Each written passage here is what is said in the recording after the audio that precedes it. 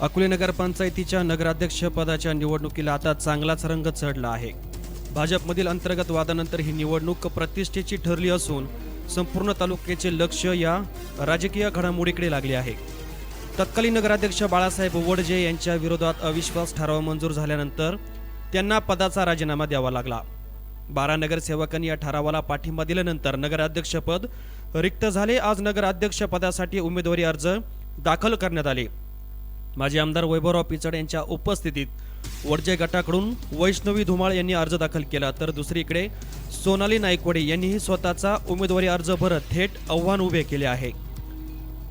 आता अर्जाची छाननी आणि मागणीनंतर येत्या 31 जुलै रोजी मतदान होणार असून त्याच दिवशी मतमोजणीनंतर अकोले नगरपंचायतीच्या नव्या नगराध्यक्षाची घोषणा होणार आहे। त्यामुळे भाजपमधील दोन्ही गटांतील या प्रतिष्ठेच्या लढतीकडे संपूर्ण तालुक्याचे लक्ष लागले आहे। प्रतिनिधी गणेश आवरी, MH मराठी, अकोले, अहिल्यानगर।